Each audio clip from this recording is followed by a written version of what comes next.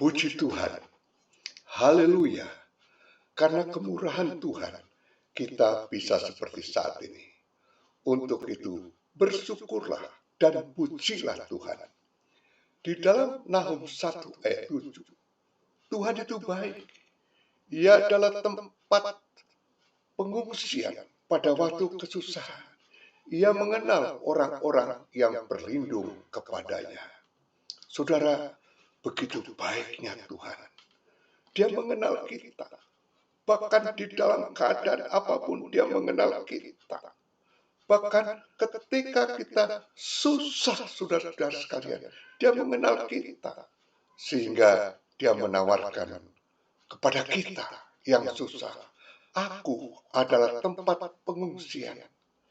Dan Tuhan akan memberikan kelepasan.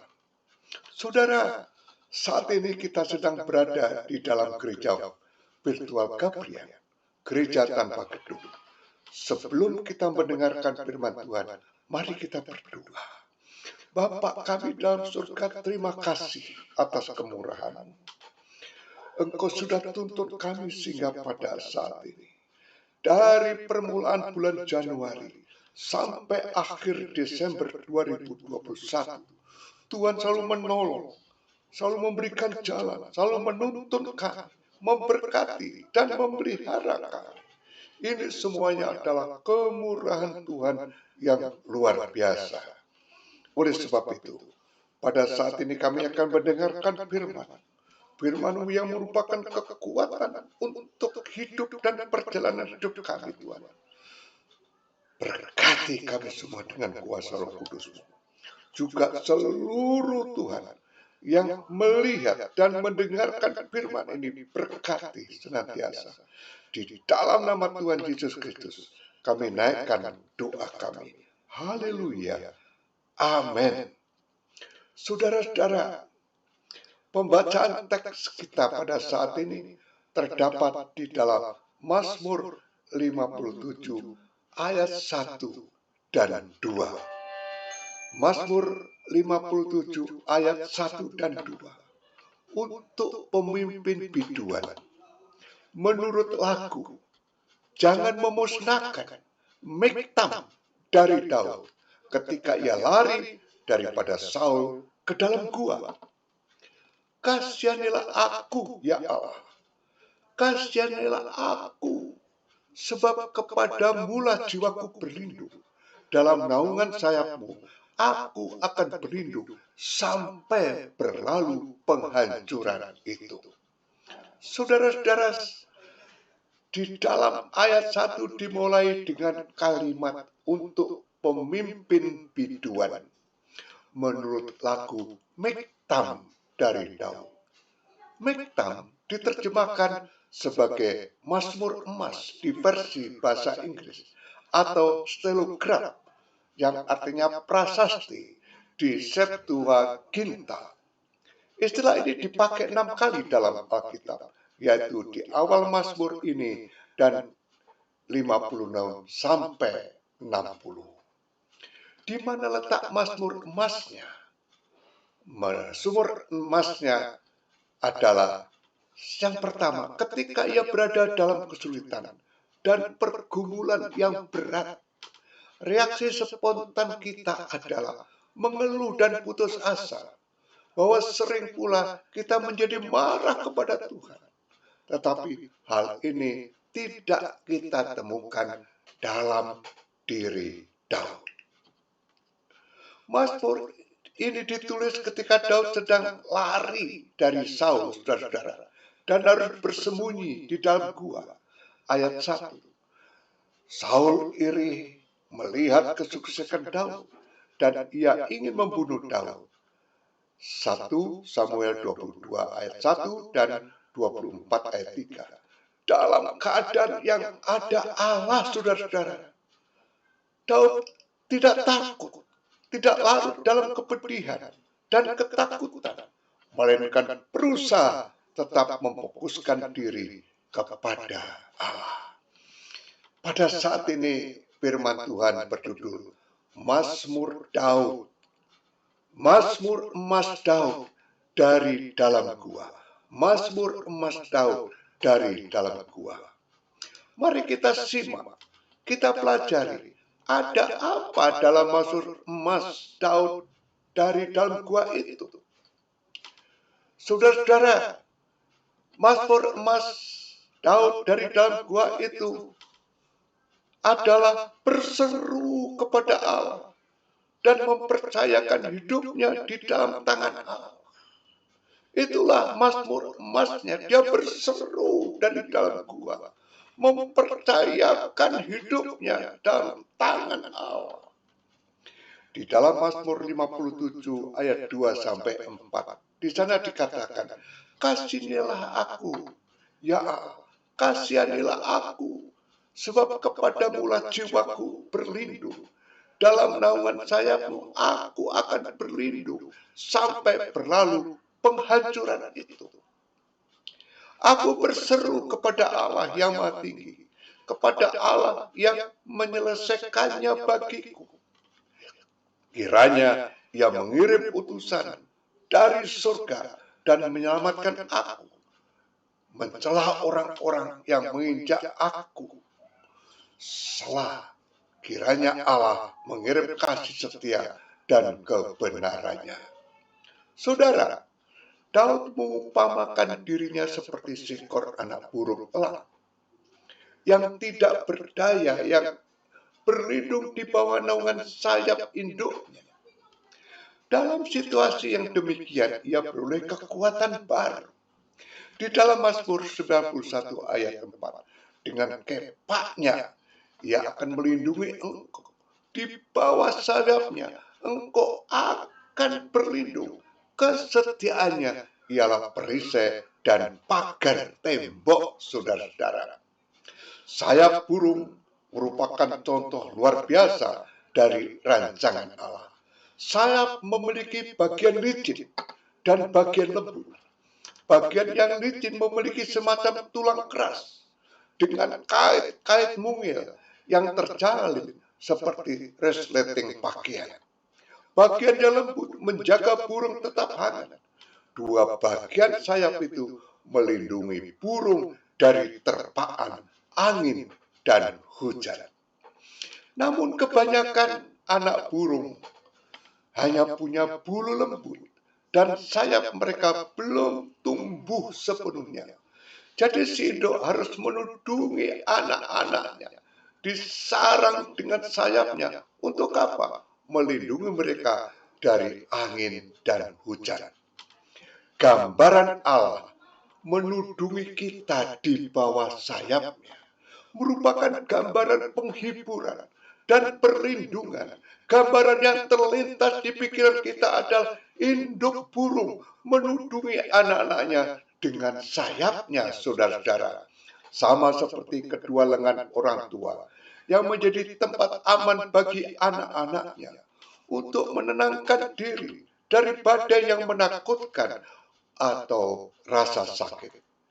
Kehadiran Allah yang menenangkan juga memberikan rasa aman dan perlindungan dari badai emosi kehidupan. Meski mengalami masalah dan sakit hati, kita dapat menghadapinya tanpa rasa takut selama kita mengarahkan pandangan kepada Allah. Dia adalah tempat perlindungan kita. Mazmur 91 ayat 2, 4, dan 9. Allah Bapa, tolonglah aku untuk percaya bahwa Engkau lebih besar daripada semua ketakutan yang kualami. Saat ketakutan membuat putus asa, datanglah kepada Allah, tempat perlindungan kita yang hanya sejauh doa. Mazmur 91 merupakan ekspresi keyakinan yang indah atas penyertaan dan perlindungan Tuhan. Saya membahas dalam menulis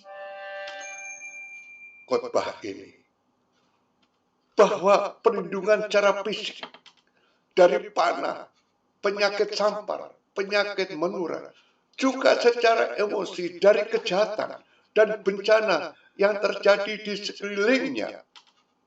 Mazmur ini juga merupakan sebuah percakapan.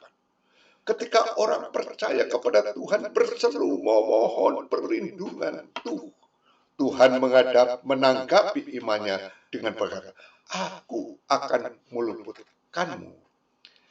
Adakah Mazmur emas ketika kita dalam masalah besar? Kita harus bersuara seperti Daud. Keluarkan Mazmur emasmu, mohon kepada Tuhan perlindungan dan kelepasan dari Tuhan. Saat ini kita sedang berada di gereja virtual Gabriel. Mari kita simak lagi. Kita pelajari ada apa di dalam Mazmur emas Daud dari dalam gua itu. Ternyata Daud fokus perhatiannya kepada kemuliaan Allah. Di dalam Mazmur 57 ayat 6 dan 12. Tinggikanlah dirimu mengatasi langit. Ya Allah, biarlah kemuliaanmu mengatasi seluruh bumi. Tinggikanlah dirimu mengatasi langit, ya Allah. Biarlah kemuliaanmu mengatasi seluruh bumi. Saudara, Daud mengakui keadaannya yang lemah dan tidak berdaya di tengah-tengah serangan musuh-musuhnya, saudara-saudara.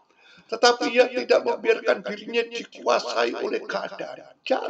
Jangan sampai kita dikuasai oleh keadaan. Perhatikan Daud yang terutama, bahkan ketika ia memohon pertolongan dari Tuhan, adalah agar nama Tuhan ditinggikan dan dimuliakan, bukan semata-mata keselamatan pribadinya. Bukan. Kita yang terus fokus kepada Tuhan, meraih kemenangan dari Tuhan, melewati goncangan. Tuhan telah menetapkan kita menjadi lebih daripada pemenang. Karena itu kita harus menjaga mata kita terus fokus memandang kepada Yesus sepanjang perjalanan hidup kita. Tinggal tenang dan hati yang beristirahat di dalam hadirat-Nya menjadikan kita kuat yang berkemenangan. Yesaya 31 ayat 15. Firman Tuhan memberikan banyak contoh dari orang yang terus berfokus kepada Tuhan. Mereka mengalami campur tangan Tuhan yang ajaib itu saat menghadapi persoalan yang nampaknya sulit. Elisa dan Daud adalah contoh orang-orang di antaranya. Elisa tinggal tenang dan fokus kepada Tuhan ketika dia dikepung oleh pasukan kerajaan Aram. Sementara Gehazi bujangnya ketakutan melihat tentara musuh yang mengepung mereka. Dengan penuh kemantapan dia menjawab Gehazi, terlebih besar yang menyertai kita daripada yang menyertai mereka. Lalu Elisa berdoa supaya mata Gehazi dijelekkan. Maka nampaklah saudara-saudara pasukan tentara surga dengan kereta berapi yang begitu banyak menyertai dan melindungi mereka. Hasilnya Allah yang turun tangan. Pasukan musuh yang begitu besar menjadi tawanan yang kemudian dibawa oleh Elisa ke hadapan Raja Israel. 2 Raja-Raja 6 ayat 16 sampai 23. Daud tinggal tenang ketika berhadapan dengan Goliat. Sementara tentara Israel ketakutan melihat besarnya postur Goliat itu. Daud fokus kepada Tuhan. Dari apa yang Daud alami dari perbuatan ajaib Tuhan, Daud tahu apa yang berikutnya Tuhan akan lakukan atas Goliat. Perbuatannya yang lebih dahsyat dinyatakan. 1 Samuel 17 34 sampai 37 dan ayat yang ke-50. Mereka yang terus tinggal di dalam hadirat Tuhan dan fokus memandang Tuhan, akan melihat bahwa Tuhan sungguh besar dari masalah yang dihadapi.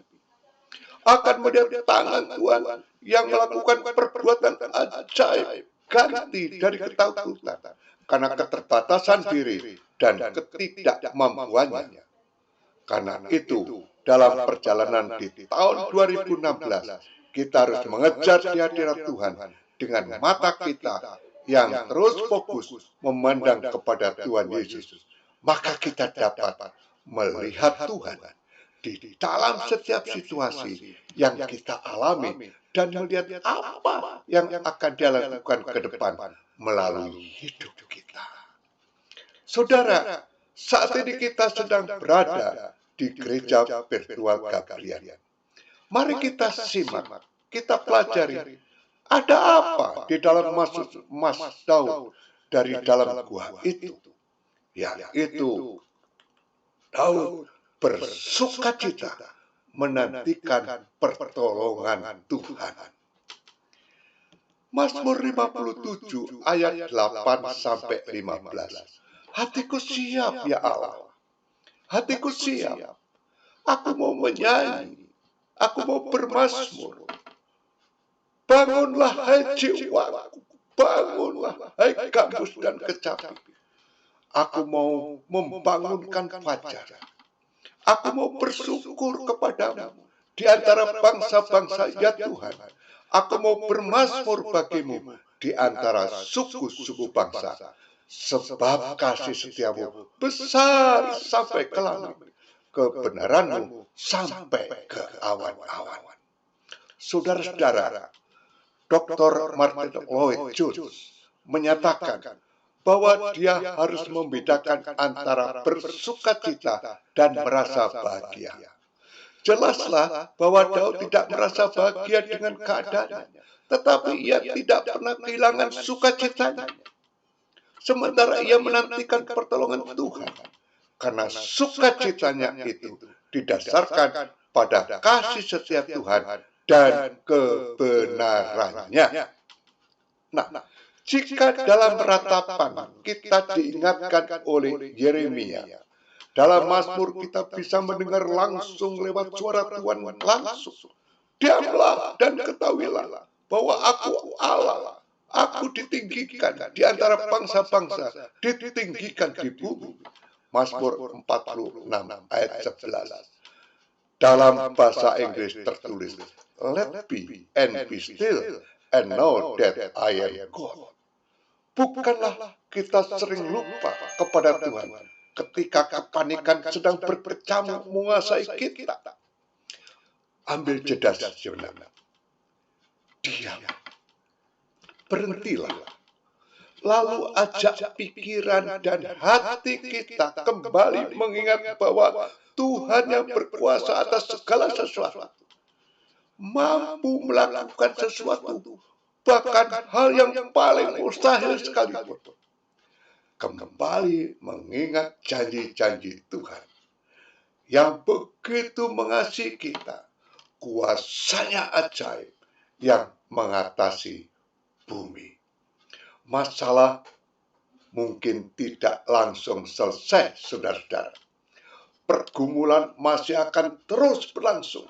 Tetapi ada saatnya kita harus mengambil langkah tersebut sebelum kita mengambil langkah yang keliru.